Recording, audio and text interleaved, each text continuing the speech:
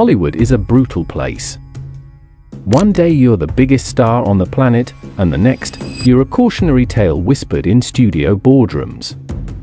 In the world of science fiction, the stakes are even higher. These are massive, expensive, universe-building gambles, and when they fail, they don't just fail quietly. They explode. They make headlines. They destroy reputations. Today, we're counting down 10 sci-fi movies that didn't just flop at the box office, they took entire careers down with them. Some of these names will shock you. Some will make you sad. And number 7? Number 7 is the one that absolutely no one in Hollywood talks about, but everyone remembers. Stay until the end. You don't want to miss it. Let's start at number 10, and let's start with a name everyone knows. In the year 2000, John Travolta was riding high. Pulp Fiction had brought him back from the dead. Grease was still iconic. He was Hollywood royalty. Then came Battlefield Earth. Based on the novel by Scientology founder L. Ron Hubbard, Travolta had been trying to get this movie made for 15 years. He believed in it deeply. He co-produced it. He starred in it. He wore alien dreadlocks and platform boots and talked like a cartoon villain for 2 hours. The film cost $73 million to make and earned just $21 million worldwide. Critics were merciless. It won 7 Razzie Awards, including Worst Picture and Worst Actor. One critic called it a cross between Star Wars and The Smell of Feet. But the real damage wasn't the bad reviews. It was what Travolta did next, which was almost nothing. The roles dried up. The big budget offers stopped coming. He spent the next decade bouncing between small films and straight-to-video territory. Battlefield Earth didn't just lose money. It ended John Travolta's status as an A-list leading man.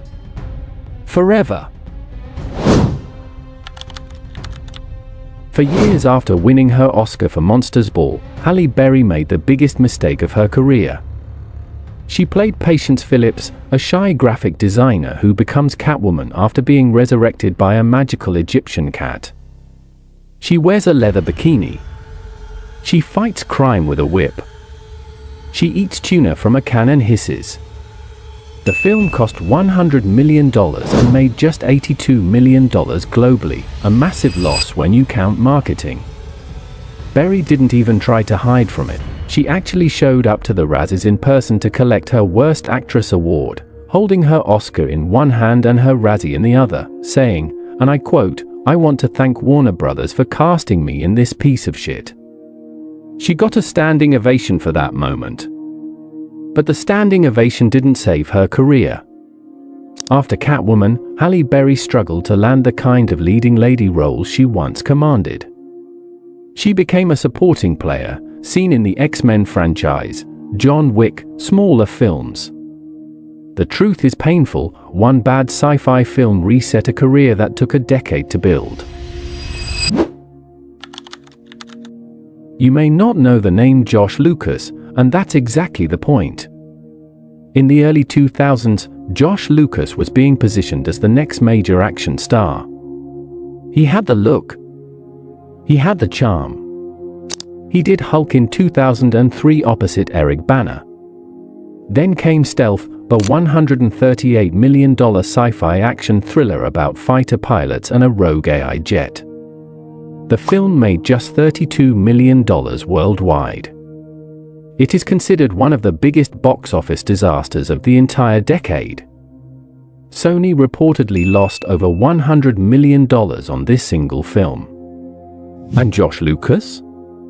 He simply disappeared from blockbusters. No more franchise offers. No more studio backing at that level. He became a reliable face in small films and TV movies. Stealth is the movie studios use as a warning story in development meetings to this day. And poor Josh Lucas is the collateral damage nobody talks about. Here we are. Number 7. This is the one. This is the film that, more than any other on this list, broke a Hollywood legend, and the industry still hasn't fully processed it. Eddie Murphy in the year 2002 was not some small name. This was the man behind Beverly Hills Cop. Coming to America. 48 Hours. One of the most bankable comedians in Hollywood history. Then came The Adventures of Pluto Nash. Set on the moon in 2087, Murphy plays a nightclub owner who refuses to sell his club to the lunar mob. It has a $100 million budget. It has Randy Quaid, Rosario Dawson, and a robot sidekick voiced by Eddie Murphy himself. Warner Brothers was so terrified of this film that they shelved it for 2 years before releasing it. That alone should tell you everything. When it finally hit theaters in August 2002, it made $2.2 million its opening weekend. On a $100 million budget. It went on to earn $7.1 million total worldwide. That is one of the lowest returns on investment in Hollywood history.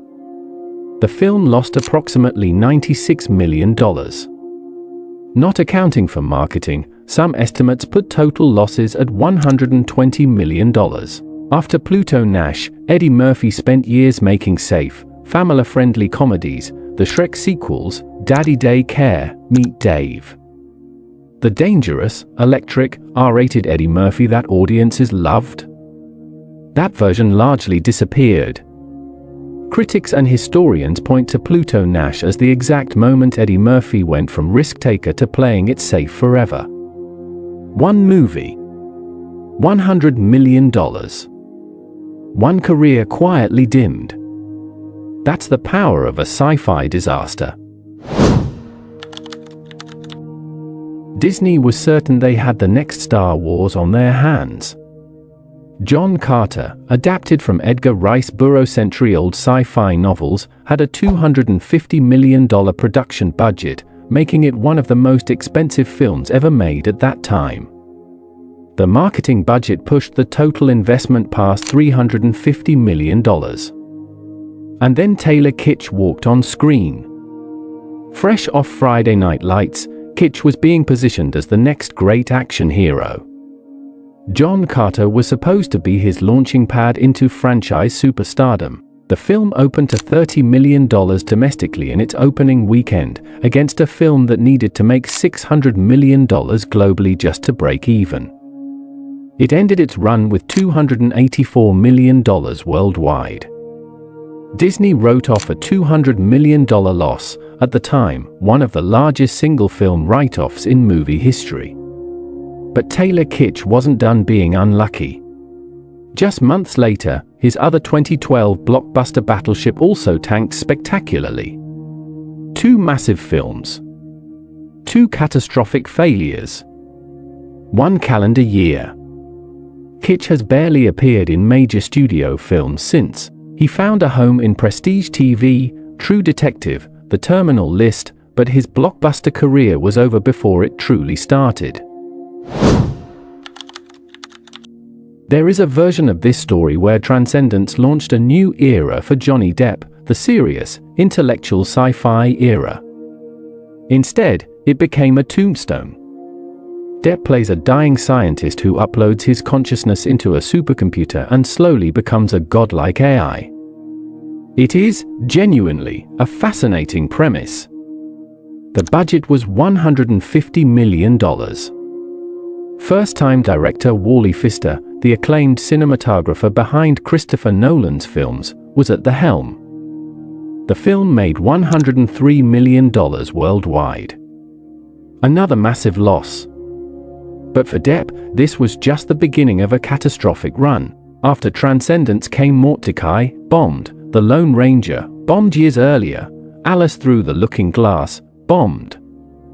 Film after film, failure after failure. Transcendence was the moment Hollywood quietly started asking, is Johnny Depp still a movie star? The answer, it turned out, was complicated. And it started here. The Wachowskis had nothing left to prove. They made The Matrix. They made film history. So when they announced a massive, original sci-fi epic with Channing Tatum and Mila Kunis, the excitement was enormous. Jupiter Ascending features Tatum as a half-human, half-wolf space warrior with rocket boots, and Kunis as a Russian immigrant who is secretly space royalty. Eddie Redmayne, then fresh off his Oscar win, plays the villain and whispers every line so quietly you have to turn your subtitles on. Budget, $176 million. Worldwide gross, $184 million, technically not a loss on paper, but after marketing costs, Warner Brothers lost somewhere between $100 to $130 million.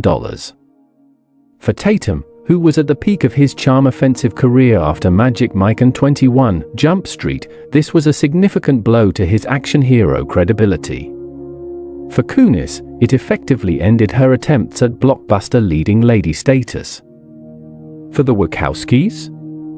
They haven't made a film since. Luc Besson spent 25 years dreaming of this movie. Based on his favorite comic book of all time, he poured everything into it, including $210 million of mostly European money in what became the most expensive French film ever made. And then he cast Dane DeHaan as the male lead.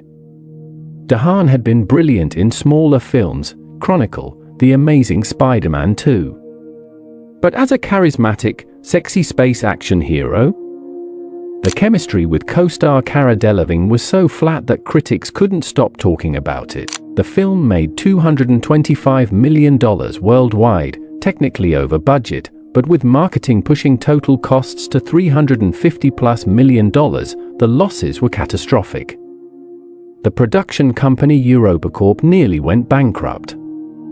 DeHaan never led another major studio film. He retreated entirely to indie projects and television. His blockbuster career, dead on arrival. Before everything else that happened to him, Armie Hammer had a career problem that started here.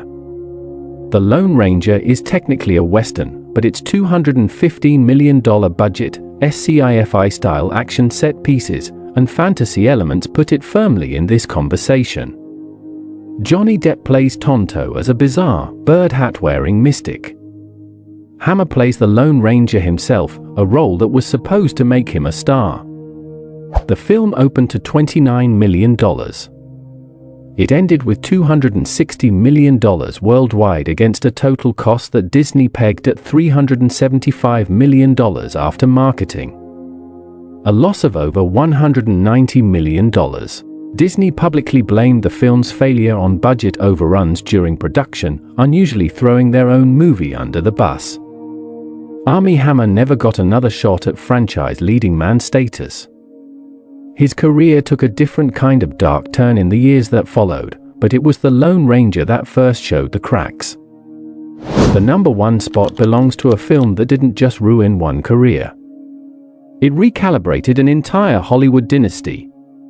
After Earth is Will Smith's passion project, a sci-fi survival film set 1,000 years in the future, directed by M. Night Shyamalan, in which Will Smith and his son Jaden Smith star together. Will Smith reportedly conceived the story himself, specifically to create a vehicle that would make Jaden a movie star. He wanted to pass the torch. He wanted his son to inherit the kingdom. Budget, $130 million.